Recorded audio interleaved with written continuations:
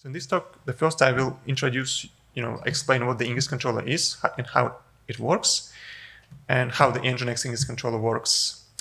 Then I'll explain the limitations of the Ingress resource that it is used to configure the Ingress controller, and how those limitations affect the NGINX Ingress controller. Then I will introduce the new configuration approach that we released recently in our latest major release. And I will demo this approach and focus on two use cases, cross-namespace configuration and traffic splitting. And I conclude my talk explaining and showing what will be next in our Ingress controller. So let's start. Well, first I want to eliminate any confusion. So there's two NGINX Ingress controllers out there. There's one that we're developing at NGINX, and it works for NGINX and NGINX Plus, and you can grab it in the NGINX Kubernetes Ingress repo. And there's also a Kubernetes Ingress controller developed by Kubernetes communities.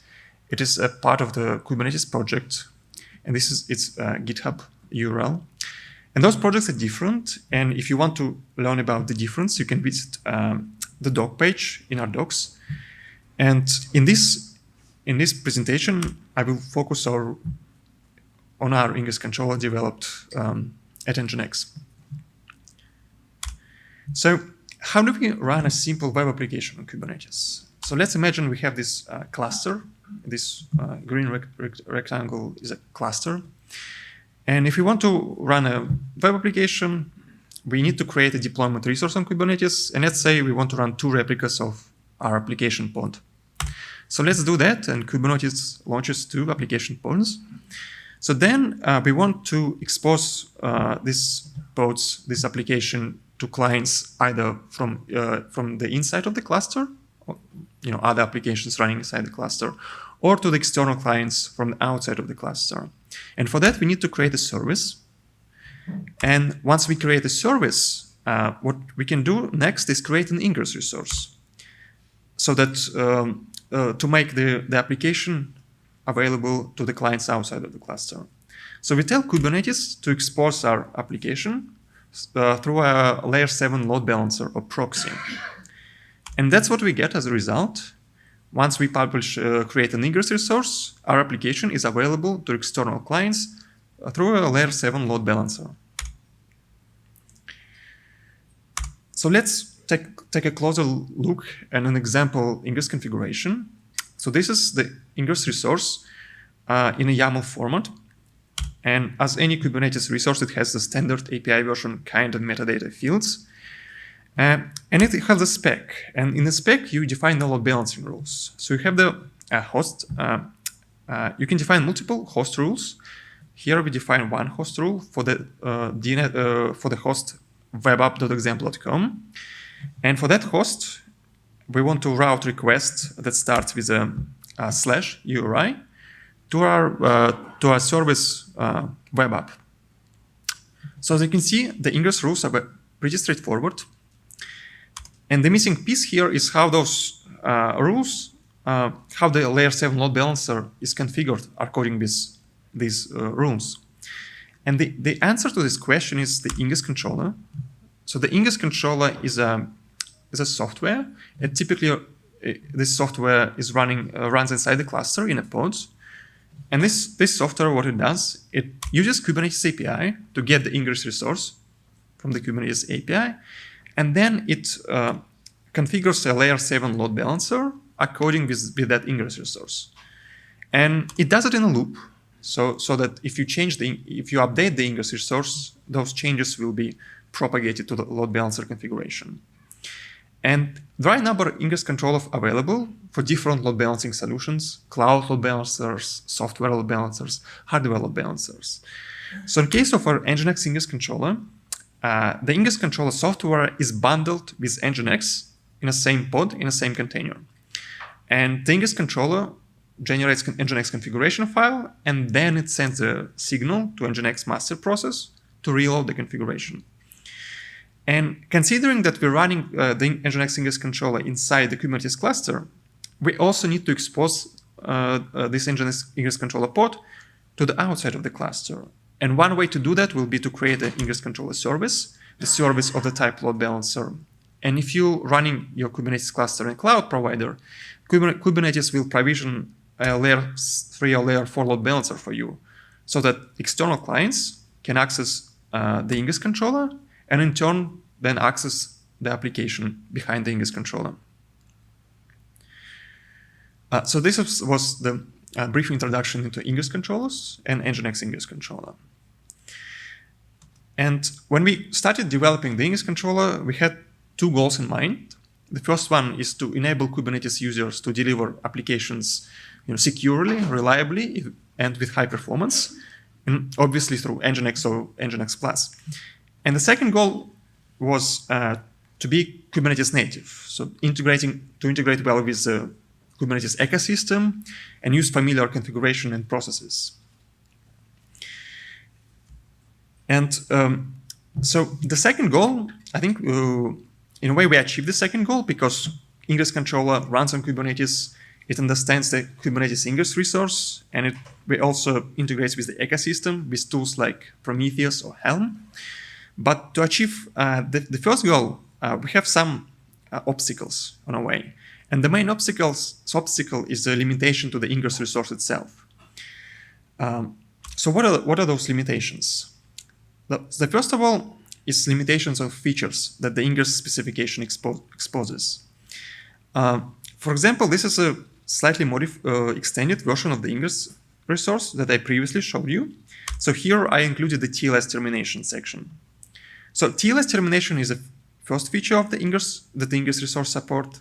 The second feature is host-based routing, and the third feature is path-based routing. So those are the three features that the Ingress resource supports. And the features like rate limiting, authentication, they are not supported directly by the Ingress resource. And how do we overcome this limitation currently? So we use approach based on annotations. Annotations is a general purpose way to extend Kubernetes resources. You can annotate any Kubernetes resource, not just Ingress resource. And annotations essentially just a key value string pairs. Our Ingress controller understands the certain annotation, and when you add an annotation to the Ingress resource, it will use the value of annotation to configure NGINX accordingly. For example, here we tell NGINX to use IP hash load balancing method for the service of referenced in this Ingress resource. And there are good and bad things about annotations. The good things is annotations. Well, with annotations, the users get access to the features missing in the Ingress specification. And but the bad things are. Let me show you another example. So here another example of using annotations, and we use, in addition to configuring load balancing method, here we use a number of annotation to enable TLS to the backend service, to configure timeouts for the backend service, to rewrite the URI of the request before the sending the request to the backend service, and to configure authentication with JSON web tokens. And as you can see the annotations, they can quickly grow and be even bigger than the spec of the resource.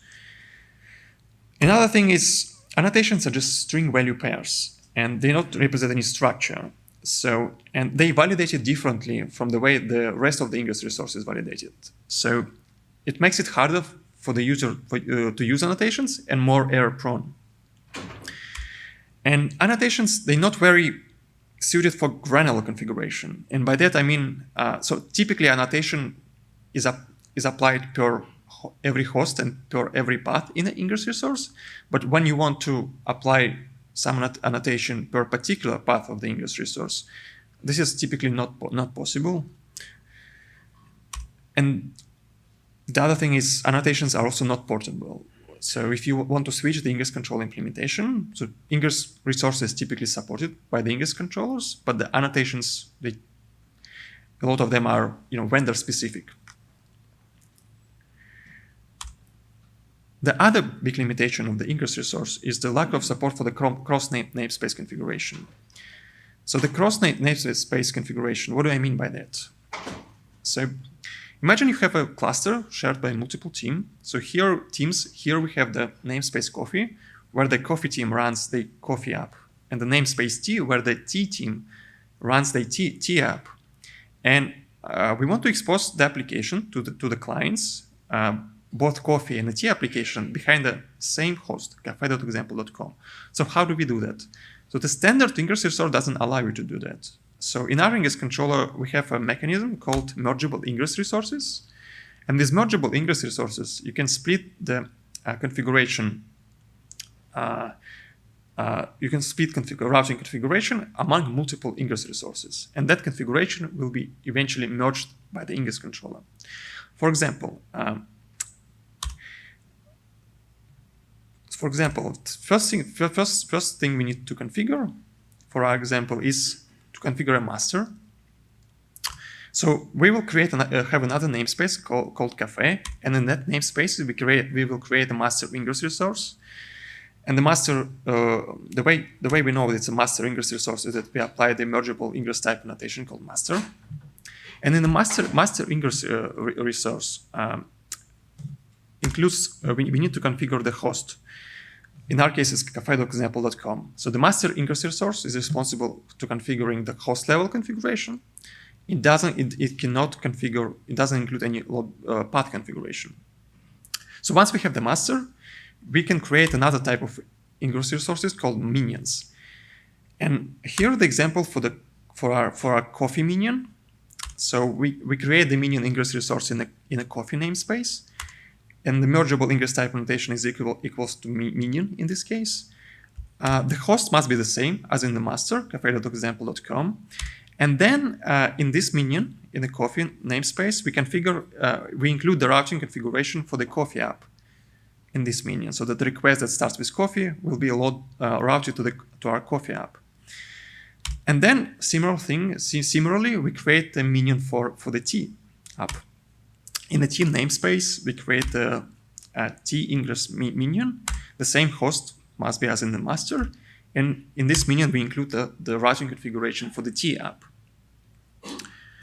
So to conclude, to summarize this mergeable Ingresses example, for cross-namespace configuration, we create a master Ingress resource in the cafe.example for route for cafe.example.com host in the cafe namespace. And then we create two minions, one in the coffee namespace to defining configuration, routing configuration for the coffee app, and one in the tea namespace for defining configuration, routing configuration for the tea app. So I showed you how our Ingress controller tries to address the limitations of the Ingress resource using either annotations or using the mergeable Ingresses concepts. But can we do better than this? Can we try to achieve? So our goals is the same, but we just want to achieve them, in a better way. So can we do that? Can we do better? And we can also be more specific with our goals. We can define more specific goals for our next version of the Ingress controller. So we would like to provide the features that I'm currently missing in the Ingress specification, and we want to provide them without relying on any annotations. We want to support the cross-namespace configuration use case, and at the same time, we realize that a lot of people were currently using the Ingress resource to configure load balancing configuration, and they use annotation as well. So we would like to maintain backward compatibility and still support the Ingress resource as well in the future.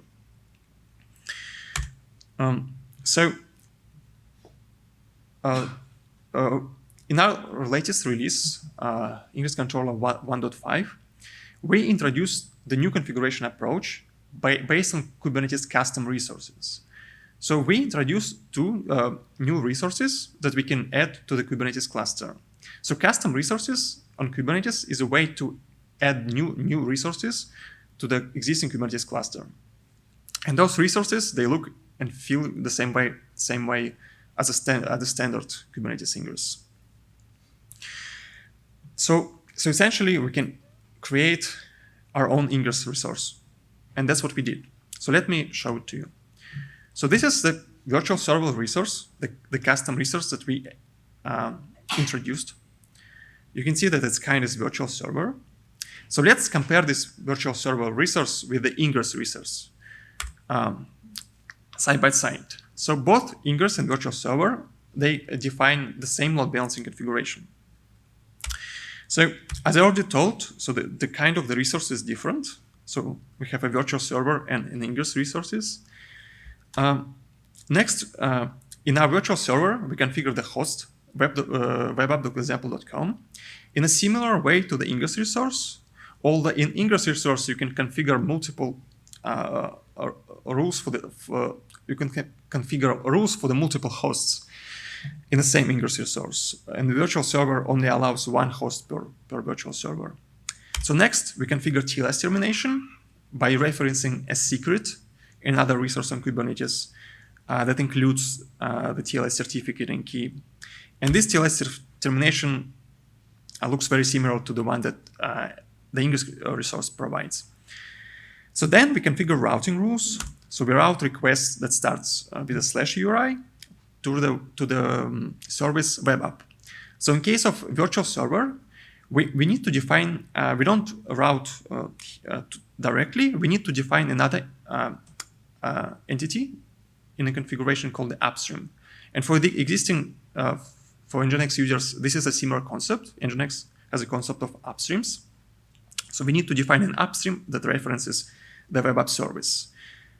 And in contrast, in Ingress resource, in the routing rules, we route the traffic directly by directly specifying the destination service. So those are the differences between the Ingress resource and the virtual server for the simple use cases.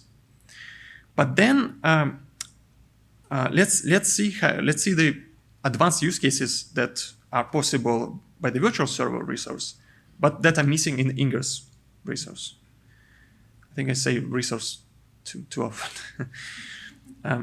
So traffic splitting. So imagine you want NGINX to route 90% of the requests to the first version 1 of the service, and 10% of the requests to the version 2 of the service. This can be useful to implementing canary releases when you roll out a new version of the application and you want to send a percentage of the traffic to it. Then you monitor the new version, and once you're satisfied with it, you can increase the percentage of the traffic that it gets and roll out to the new version completely.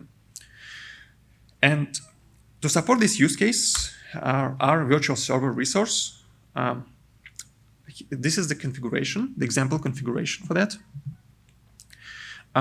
So we have you need to have two upstreams for version 1 and version 2.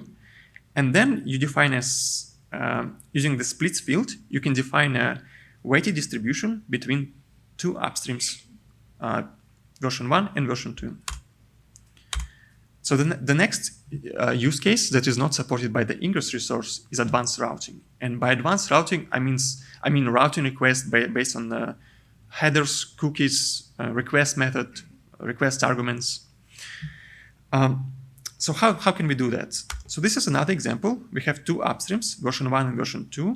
And for the we want to route requests that include the cookie version set to version 2, to v2. And we want to route such requests to the version 2 of our service. So this is how we define this rule. We define a condition, and we when the condition and define the matched value, and when the condition matches the value, the request will be routed to the version 2 of the service. And for all other requests, it will be routed to the default upstream, version 1. So those was two examples of the advanced use cases the virtual server supports. And what about the cross-namespace configuration use case? So here again, we have multiple namespaces, coffee and tea. And so what we can do, we can define a virtual server in the namespace cafe. And in that virtual server, we define the host and TLS termination. But now when we're defining routes, what we can do is we can we can define a route, and but delegate the route definition into another resource in a relevant namespace. So here we delegate the routing definition to the coffee namespace, and for the T route we delegating the route definition to the T namespace. And let's see at those. So this is the name and namespaces, namespace name. So let's take a look at those resources. So for the virtual server route resource, so this is the routing definition for the coffee route. So we have a resource of another kind called VirtualServerRoute.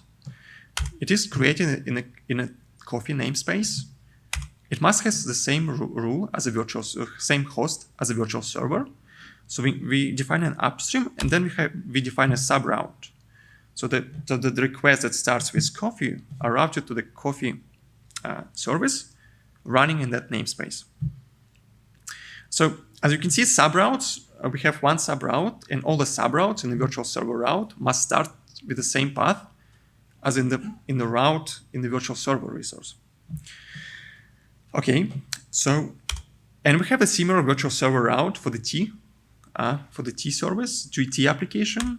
It's created in the T namespace, and where we define the subroute for the T application.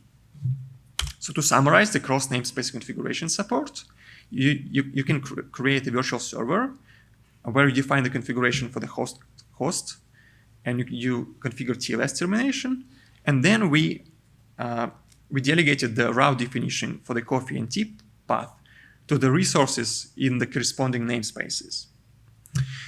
And because virtual server route is of a different type than virtual server, using Kubernetes RBAC rules, you can actually restrict users in the coffee and T namespaces from creating the virtual server resources. So they can only create the virtual server route resources. So in this case, the admins in the cluster can create the virtual server resources, and then the users can create the virtual server route resources. So to summarize new configuration, it is based on custom resources, which is a way to extend Kubernetes. Our custom resources support advanced features missing in the Ingress specification, and also our custom resource support cross namespace configuration with our virtual server and virtual server route resources. So I have now I can show you the demo.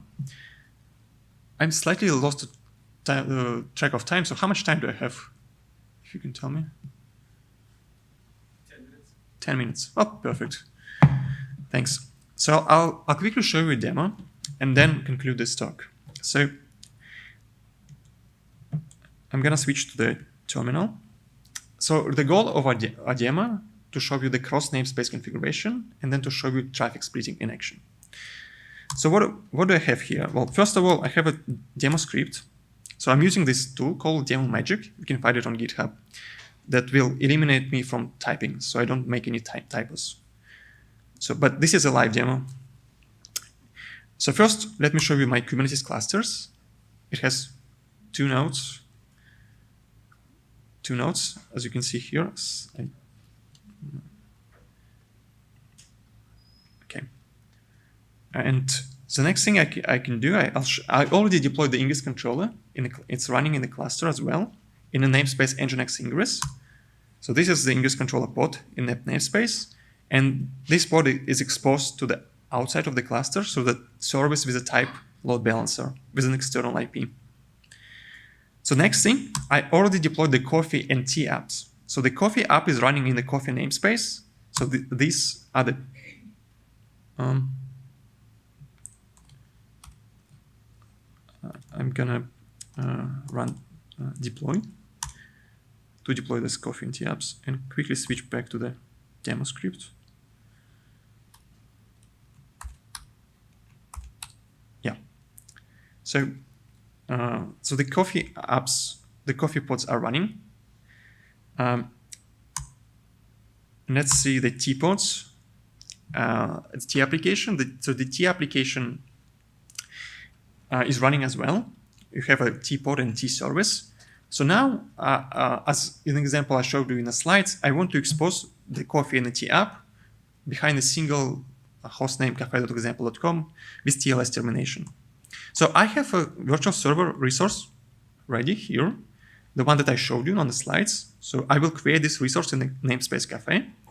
I will configure the hostname, TLS termination, and I will configure two paths, but I will delegate the routing configuration, two routes, but I will delegate the routing configuration for those routes to different resources in corresponding namespaces. So, this will be the virtual server route for the coffee app, which defines the routing configuration for the coffee app. And so this is the virtual server route for the T app in the T namespace, which defines a routing configuration for the T app. So let's create those three resources. Well, the first thing to do is to create a secret with the TLS certificate and key. The second thing is to create a virtual server resource. And then we'll create the virtual server route resource for coffee and the virtual server route resource for T. Okay, great. So now we can open the browser and let's try to access our coffee application. Refresh this browser window. So this is a very simple coffee application. Just returns the coffee at the /coffee URI, and we can also access the T application. It will return the T page. We will get a response from the T app. So now I will show you. I showed you the cross namespace configuration in action. So now I will show you the traffic splitting. So let's deploy the new version, version 2 of the coffee app. So we deploy the version 2 of the coffee app, and we can make sure that it is running. So we have 2 pods of the version 2 coffee app. So now let's update our coffee virtual server route. We will include we will add a coffee version 2 upstream, and then we will define a traffic split configuration where 50% of the requests will be routed to the coffee service, coffee app, and another 50 to the version 2 of the coffee service, of the coffee app. So let's do that.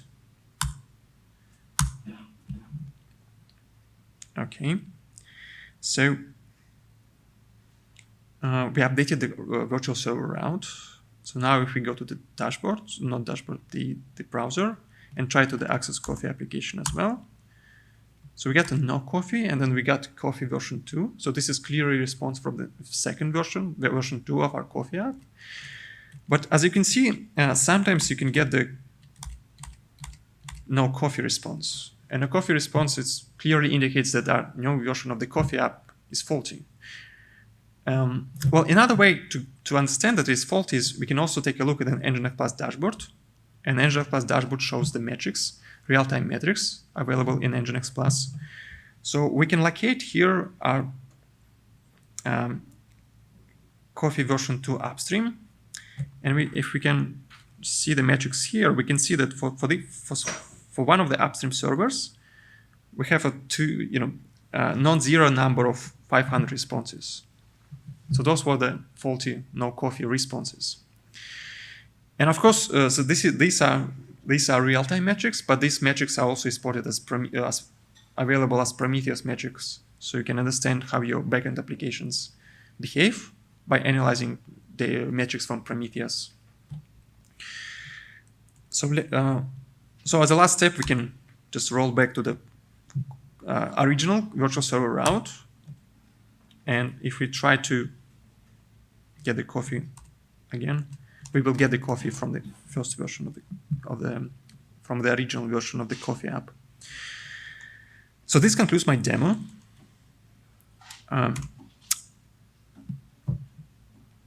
So you might ask, what our plans for the custom resource are.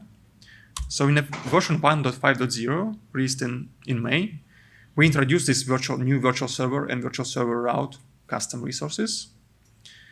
In the next 1.6 release, we will add support for extended load balancing configuration. So things like passive and active health checks, configuring load balancing method, active connections.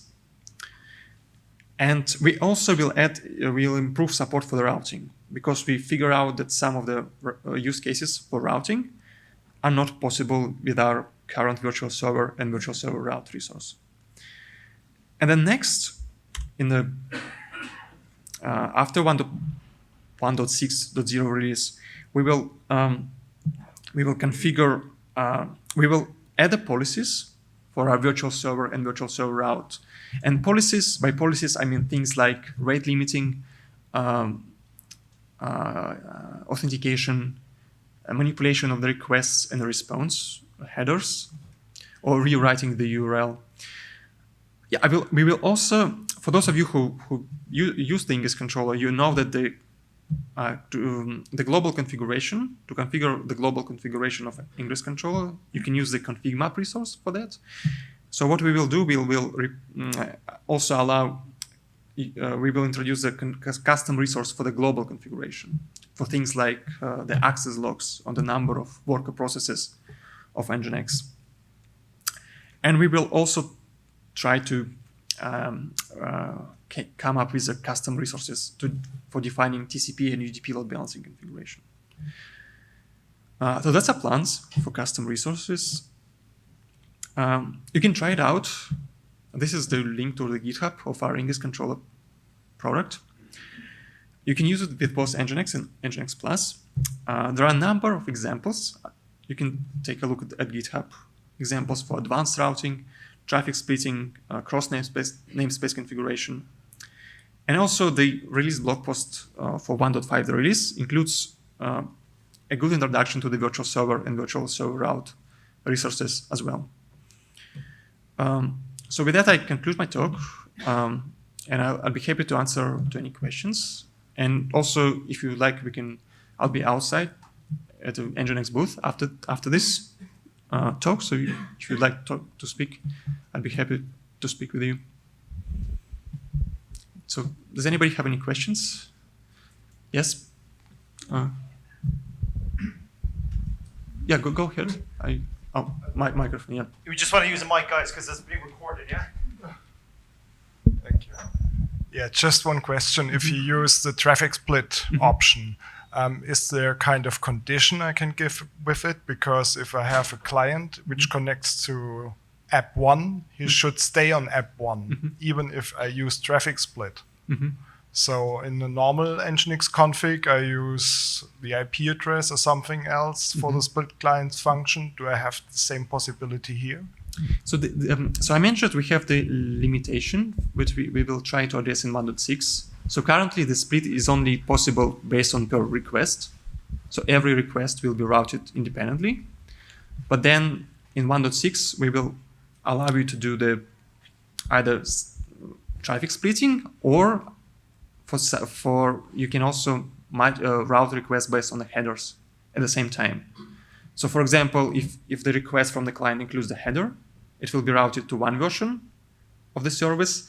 If the request doesn't include the header, it will be splitted among two versions of the service.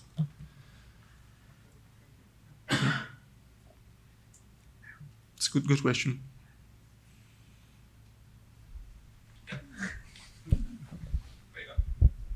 Are there any thoughts of evangelizing the virtual server and VirtualServerRoute as Kubernetes community standards? Well, so right now, we're not the only Ingress controller who tries to come up with their own configuration based on custom resources. And so previous approach was to use annotations to add any vendor-specific configuration and to extend the Ingress resource. And custom resource is a new approach. But at the same time, if there's also separately, there's an effort in the Kubernetes community to come up with the next version of the Ingress resource. So there might be a new standard as well. And going forward, we'll of course, we'll try to support this. If there is a new standard, we will support it.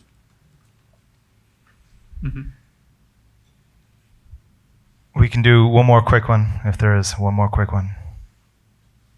If not, Michael is here tomorrow as well, and this evening.